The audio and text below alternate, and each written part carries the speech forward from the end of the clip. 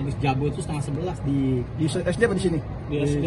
Di SMP. Oh ya, pas berarti. Berarti kita kesono aja 11 aja. Siap, Pak. Bener. SPPG-nya berapa orang, Pak? 50 di gedung ini? Ya. Satuan Pemenuhan Pelayanan Gizi atau SPPG Palmerah, Jakarta Barat menjadi satu dari 4 titik SPPG di Jakarta yang menyalurkan makanan pada program Makan Bergizi Gratis. Pada Senin 6 Januari 2025, SPPG Palmerah menyiapkan 2.987 porsi makanan guna didistribusikan ke 11 sekolah dari jenjang TK, SD, dan SMP di kawasan Selipi, Jakarta Barat. Wartakotalive.com pun berkesempatan mengunjungi salah satu dapur khusus untuk program makan bergizi gratis di wilayah tersebut. Lokasi SPPG Palmerah berada di Jalan Karel Saswit Tubun, RT 1 RW 1 Selipi, Palmerah, Jakarta Barat. Di luar SPPG Palmerah berdiri pelang besi putih bertuliskan tanah milik TNI AD Kodam Jaya dengan lambang Kodam Jaya di atasnya. Sementara di dalam tampak para petugas SPPG sangat menjaga kebersihan makanan. Mereka bahkan memakai penutup kepala berkelir hijau atau nurscap. Tak ketinggalan pula masker penutup hidung dan mulut digunakan agar makanan tak terkontaminasi.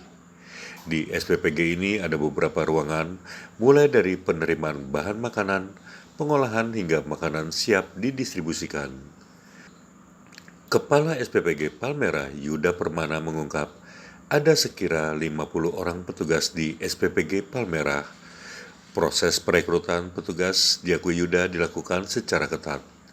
Seluruh calon petugas mesti melewati proses wawancara serta kemampuannya dites. Total pekerja itu terdiri dari Kepala Satuan atau SPPG Palmerah yang perannya diisi langsung oleh Yuda, lalu ada ahli gizi, akuntan, dan asisten lapangan. Menurut dia, keberadaan ahli gizi guna memastikan makanan yang disajikan sudah bergizi sesuai kebutuhan dalam program makan bergizi gratis ini. Lebih lanjut, ia menuturkan dana dalam program makan bergizi gratis yang disediakan SPPG Palmerah di bawah 10.000 per porsi. Untuk bahan bakunya sendiri, Yuda mengatakan pihaknya memberdayakan usaha mikro, kecil dan menengah setempat, sehingga harga terjangkau yakni maksimal 10.000 per porsi pun didapatkan.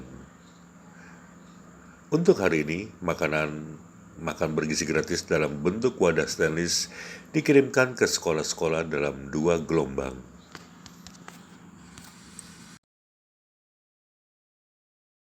Mas Yuda ya, kalau untuk yang generik, pertanyaan-pertanyaan tingkat nasional misalnya ya, nah ini saya bisa menjawab, tapi kalau sudah detail teknis SPPG silakan ke Mas Yuda, silakan Mas.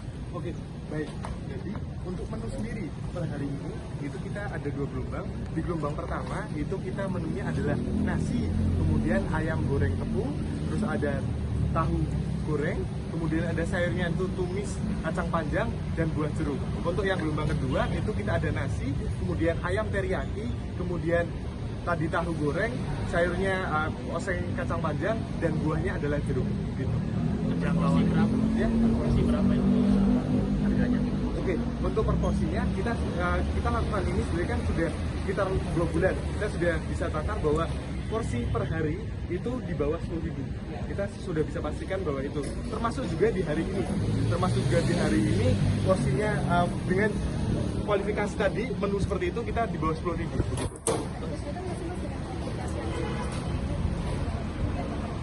Oke, hal ini menjadi sebuah tantangan kita sama-sama terlebih kami di Jakarta. Tetapi proses yang kami lakukan adalah kami menggunakan sumber daya dari lokal, dan di situ adalah kita memanfaatkan UMKM lokal juga. Jadi kita bisa dapatkan harga yang relatif terjangkau begitu. Terkait tenaga kerja yang masak di sini itu direkrut dari mana sih? Oke, untuk yang perekrutan itu awal dari pihak Kodim, terus kami cek satu-satu, kami wawancarai satu-satu apakah betul memang orang itu cocok dengan posisi di dapur, kami cek betul satu-satu dan kita wawancara. Total berapa, Pak? Ada, oke.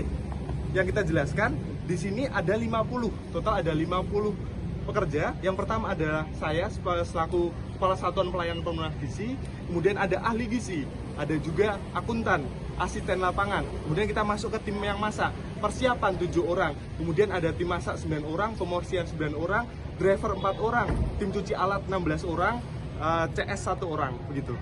Jangkauannya, Bang? Jangkauannya boleh? Ya. Jangkauannya kalau Oke. SPPG ini? Baik, karena kami di wilayah Jakarta yang relatif penduduknya itu padat, posisi di kami ini paling jauh adalah 1,3 kilo, jadi relatif dekat begitu. Mas Yuda, Ya. mungkin kan tadi Mas sempat jelaskan bahwa ada juga dari organisasi gitu ya. Mungkin Ya. bisa dijelaskan juga bagaimana sih prosesnya dari mendapatkan bahan baku, kemudian hingga akhirnya dibuat, dan bagaimana caranya untuk menjaga higienis dari proses itu, Mas? Oke, kita runtut dari awal. Proses yang kita lakukan, kita adalah susun menu terlebih dahulu. Kita susun menu, kurang lebih kita sudah punya 40 menu. Nah, kalau kita boleh keluarkan juga, kita sebenarnya punya daftar dari BGN itu ada sekitar 300 menu. Nah, jadi memang ini adalah kompetensi dari tiap-tiap SPPG berkolaborasi dengan ahli gizi. Nah, untuk penentuan menu, kita cek angka kebutuhan gizi, angka kecukupan gizi AKG yang diperlukan setiap masing-masing jenjang umur. Setelah kita tentukan AKG, itu kita juga pilih bahan baku yang terbaik dari lokal. Jadi karena kita berbasisnya lokal, kita sumber daya itu berasal dari lokal. Proses ketika bahan baku itu masuk, kita lakukan pengecekan, baik itu jumlah kilonya, kemudian spesifikasinya, apakah sesuai dengan yang kami butuhkan atau tidak. Kalau tidak, otomatis itu akan di-reject, kemudian kami mintakan yang baru. Selanjutnya, proses di awal tadi kita lanjutkan dengan proses inspeksi. Kita punya ruang inspeksi untuk memastikan bahan baku yang kami terima itu adalah kualitas terbaik, tidak busuk, tidak terlalu matang segala macam. Itu kami timbang juga untuk nantinya kita tukarkan, begitu. Proses kemudian kita lanjutkan ke pencucian, pemotongan. Setelah proses itu berlangsung, kita langsung simpan di pendingin. Supaya apa? Kita menjaga kualitas dari bahan baku. Kita selalu menjaga proses hygiene dan sanitasi. Kita selalu terapkan bahwa seluruh karyawan di kami harus menggunakan APD. Kemudian juga setiap pelaksanaan, baik itu tim-tim tadi yang sudah kami jelaskan, di dalam pos-posnya selalu melakukan pembersihan secara umum. Setiap melakukan kegiatan, contoh nih tim persiapan, mulai jam 3 sore, ketika dia selesai jam 8 jam 9, dia harus menyelesaikan juga membersihkan di areanya. Sehingga nanti dimasak tidak lagi mengurusi dari pembersihan yang di tim persiapan, begitu kurang lebih. Bang, tadi kan disebut 2 gelombang. Sebenarnya ini untuk makan siang atau makan pagi?